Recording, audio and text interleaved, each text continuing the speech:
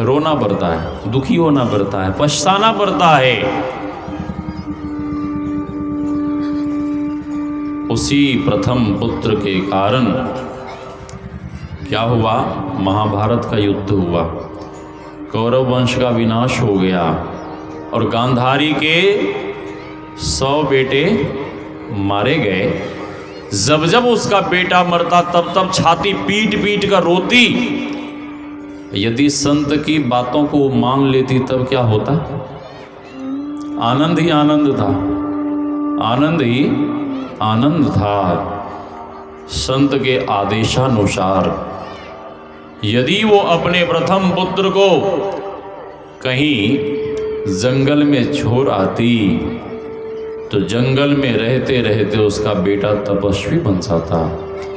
किसी संत की कुटिया में पहुंचा देती तो संत के सानिध्य में रहते रहते वो संत बन जाता। लेकिन संत के आदेश की अवहेलना करने का परिणाम क्या मिला? जीवन भर दुख। इसीलिए संत और भगवंत की बातों को मानना चाहिए।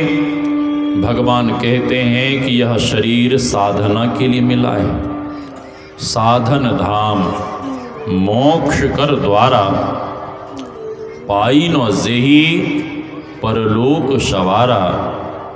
यह शरीर साधनों का घर है और इसी शरीर में मोक्ष का दरवाजा भी लगा हुआ है।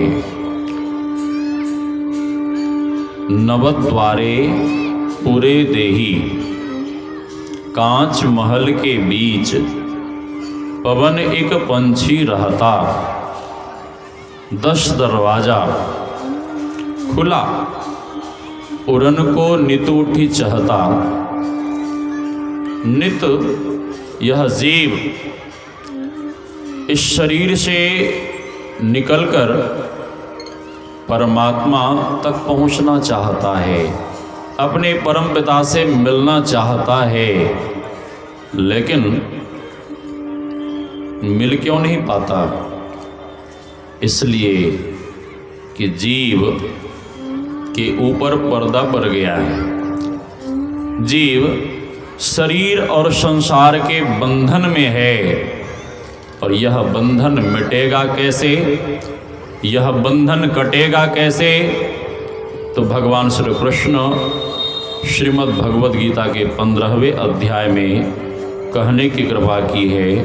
कर्मानुबंधीनि मनुष्य लोके न रूपमस्येह तथोपलभ्यते नान्तो न चादिर्न च संप्रतिष्ठा अश्वत्थमेनं सुविरूढ़ मूलम असंग शस्त्रेण दृढ़ेन छित्त्वा।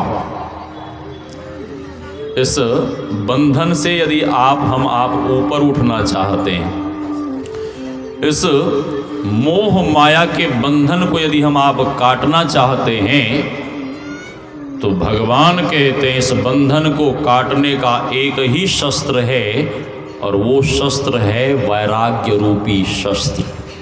वैराग्य, अनासक्ति। अनासक्ति और अनासक्ति जीवन में कैसे, आपके जीवन में कैसे होगा अनासक्ति? भगवान शंकराचार्य जी महाराज कहते हैं सत्संगत्वे निसंगत्वम निसंगत्वे निर्मोहत्वम निर्मोहत्वे निश्चलितत्वम निश्चलितत्वे जीवन मुक्ति। जीवन में निसंगता आ जाए, जीवन में वैराग्य हो जाए,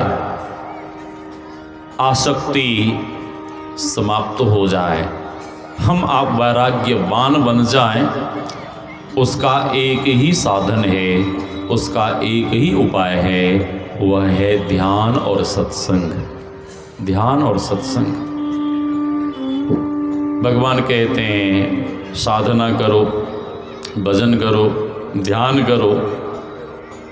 दुनिया के लोगों ने कहा कि भगवान जी साधना करना, तपस्या करना, ध्यान करना, बाबा जी बनना, घर छोड़ना, ये बड़ा कठिन काम है।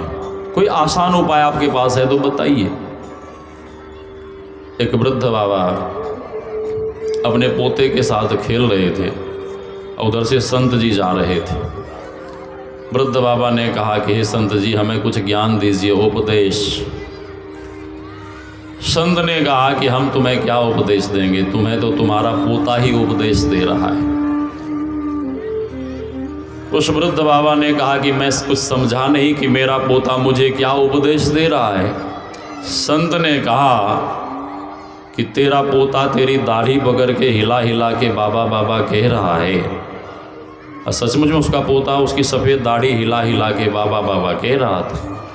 संत ने कहा कि इस नन्हे बालक के शुद्ध तोतली बानी पे अब भी तो कुछ शर्माओ, और ये तेरा पोता बाबा बाबा कह रहा, अब भी तो बाबा बन जाओ।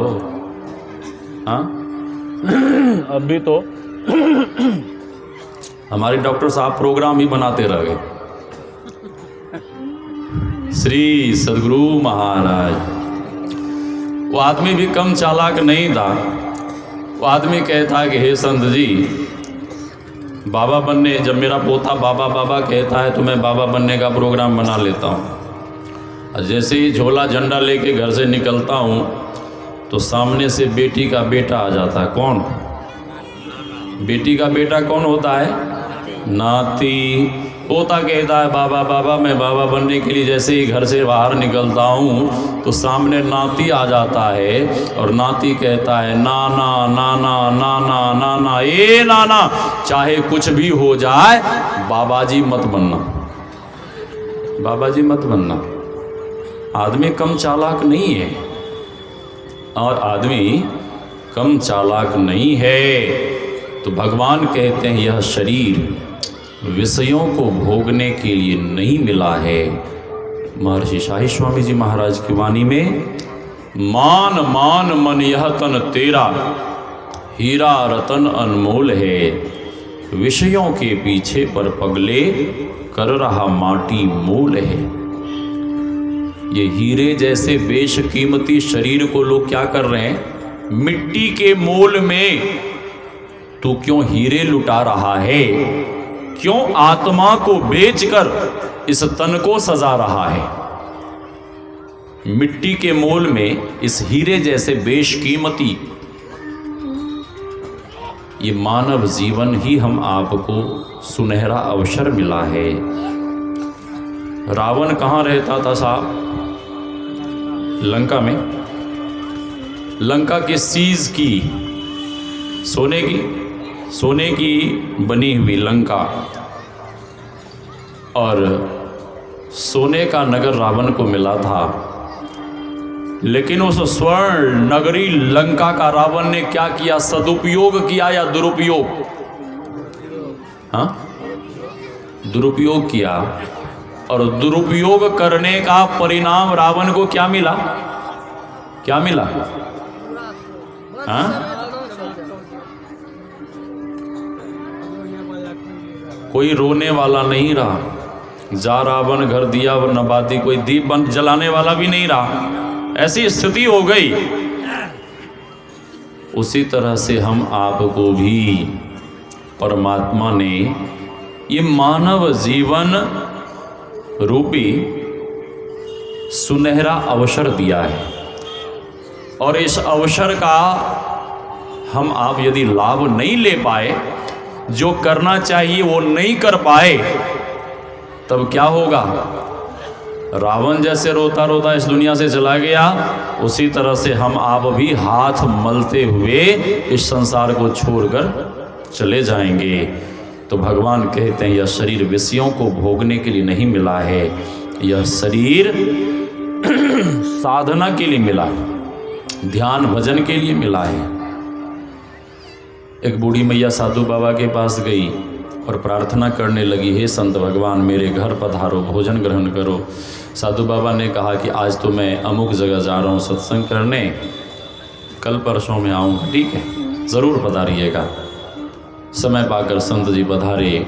मैया 56 प्रकार के भोजन व्यंजन बनाती है और संत के आने का राह देखने लगती है। संत जी पधारे, चूल्हे के पास भोजन की व्यवस्था बनाती है, भोजन के लिए संत जी को बिठाती है। मैया जल्दी जल्दी में बहुत सारा भोजन व्यंजन परोस कर संत जी के सामने रख देती है। मैया संत जी के चेहरे को निहारने लगती है, संत जी के दर्शन में बिल्कुल लीन हो गई और संत जी इस विचार में खो गए